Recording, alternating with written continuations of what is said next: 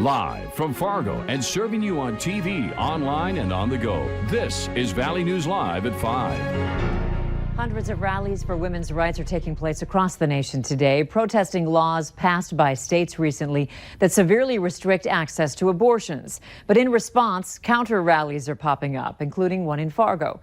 Valley News Team's Callie Hubbard is live at the counter rally in downtown Fargo. She joins us now with more. Callie?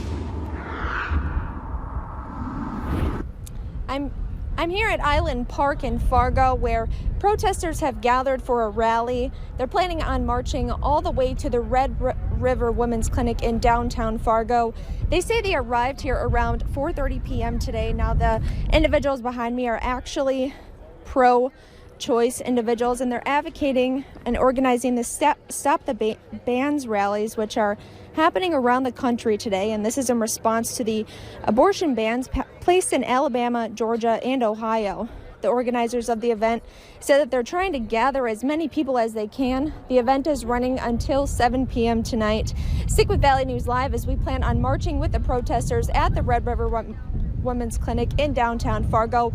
We'll be talking with protesters from both sides. Reporting live in downtown Fargo, Callie Hubbard, Valley News Live. All right, thanks, Callie. Coming up on Valley News Live 10 at 10, we'll be speaking with both sides, as she mentioned, pro-life, pro-choice protesters, and what the recent laws could mean for North Dakota.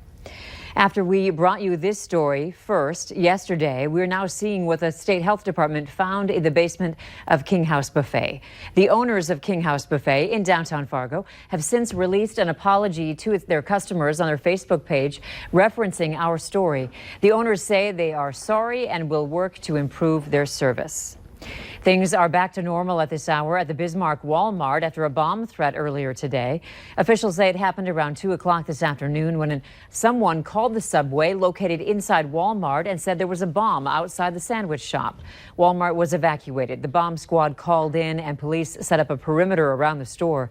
Investigators didn't find any suspicious items and told Walmart they could resume normal operations. Police are still investigating. So far, so good. We're expecting changes in the forecast, but hopefully they'll arrive after all the outdoor games this evening. Hutch has more for us in No Wait Weather. Hutch? Andrea, impending rain down to the south of us. Most of Nebraska and South Dakota inundated with moderate to heavy rainfall. And in the western reaches of those states, it is indeed snowfall there. Active weather continues across the southern and central plains for Illinois, Missouri, into Arkansas, where we have active severe warnings for weather. And for us, that rain just south of the border. It's heaviest, though, along I-90 there in South Dakota. So that means your evening plans look safe. It's going to be cloudy and it will be gusty with winds gusting over 35 miles per hour this evening, increasing in the overnight for Fargo. The best chance of rain, Hutch thinks, is going to be at or after midnight tonight. And in Grand Forks, no showers at all, but it'll be breezy with temperatures falling back into the 50s. Coming up here in a bit, Andrew, we'll talk about how much rain you can expect. And it does look like we'll see some sun this week. We'll talk about that again as well. All right, thanks. You bet. Investigators in Cass County are looking into a drowning death near Leech Lake. Officials say it happened yesterday evening when police got a call for a medical emergency on Cabacona Bay on Leech Lake. Rescue crews found a woman unresponsive in the water near a dock. They performed life-saving efforts but could not revive her. The woman's identity has not yet been released. The investigation around the drowning is ongoing. The search continues for a missing 16-year-old boy in Grand Forks. Police say Taj Hampton left their custody, or rather the custody, of his guardian on April 26th. Taj is 16 years old with blonde hair, hazel eyes. He's 5'11", 145 pounds. Police say Taj is believed to be in the Grand Forks area, so if you have seen him or have information on his whereabouts, you're asked to call Grand Forks Police. That phone number, 787-8000. A police station in Minnesota was evacuated after someone found a suspicious package inside. Officials say someone brought the package into Rochester's Northwest Precinct shortly after 10 this morning. A person who was cleaning found it. Police determined it was not safe, so the building was evacuated and nearby roads were closed off. The bomb squad was also called to the scene. We were able to photograph the device and sent those pictures to the St. Paul Bomb Squad, and they are going to respond down to do an analysis of the device. I'll just describe it right now as something that looks potentially explosive, and we'll know a little bit more after the Bomb Squad gets down to take a look at things. There's no word yet on when staff can re-enter the building. A rural Staples, Minnesota man was taken to a hospital after his vehicle rolled Monday night. The Wadena County Sheriff's Department says it happened around 7:30 on 250 First Avenue in Thomastown Township. They say 31-year-old North Allen Wiebesick drifted back and forth several times between the east and west shoulders, overcorrected several times, and eventually rolled his Buick Regal. He was wearing a seatbelt. Authorities say his injuries are not life-threatening.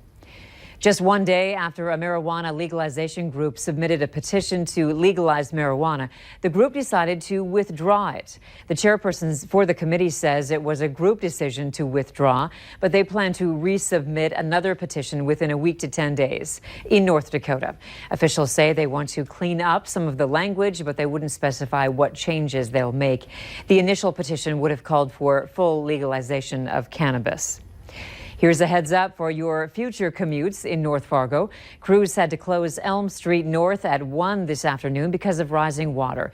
It's closed between 13th and 15th Avenues North. It will remain closed until the water recedes below the roadway. There is a detour in place on 3rd Street North. To thank you for your very odd traditions, Arby's sent food your way. It's right outside. That's right, kids. Today, you really do have the meat. Quite the celebration for the class of graduating seniors at Shanley High School today.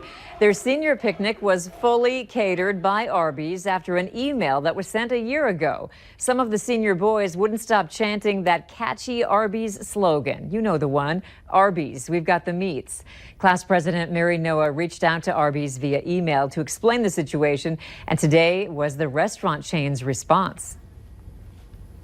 I wanted to tell them about our grade and our class and our weird tradition that we've started. They were not looking for any sort of recognition or anything from Arby's, but it's funny that it's evolved into this. As part of the deal, the local FM Arby's chain gave Noah free Arby's for a year. When we call 911, many people jump to rescue us in our time of need. To honor their hard work, communities are celebrating these professionals with EMS Week. Right here in Fargo, Sanford is having firefighters, police, paramedics, and more out at Urban Plains Park. Typically, you only see EMS workers at an emergency or when you're in a crisis, but there's a chance to come and interact with them, visit with them a little bit. The event runs until 7 this evening. There will also be tours of an armed helicopter, an ambulance, and a police squad car. The Grand Forks Fire Department says a gas line has been clamped and it's no longer leaking. This after multiple halls at the University of North Dakota were evacuated after construction crews hit a gas line. Valley News Team's Veronica Marshall caught up with a construction company to find out how it happened. When we struck it, it blew and everybody kind of ran and we had to shut all the equipment off right away. Mike Geffro was working on UND's campus Tuesday morning when his crew hit a natural gas line, even though he's been in the business for nearly 20 years. And this isn't the first time he's been up close with a gas leak. Geffro says it was a scary experience. It'd be like if you broke like an air compressor hose or a tire, blew a tire times like 100.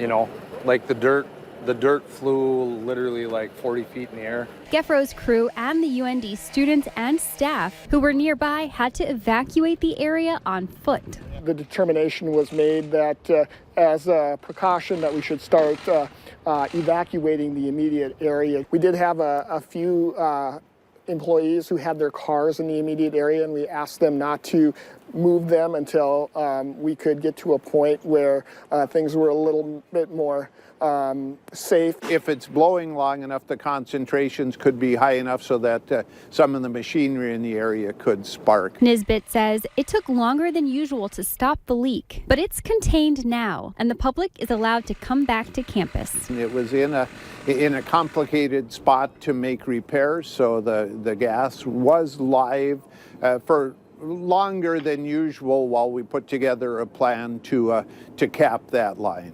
At this point, we're ready to start letting everybody back in who isn't already there. Now, Geffro and his crew are back on site and say while gas leaks do happen, they always do their best to keep everyone safe. When we're excavating these existing lines, that, we're doing it with caution and care. We're not just out here flinging dirt. Repairs are underway and natural gas service is expected to be restored to the area by Tuesday night. In Grand Forks, Veronica Marshall, Valley News Live. No one was hurt when the gas line was hit. Rescue efforts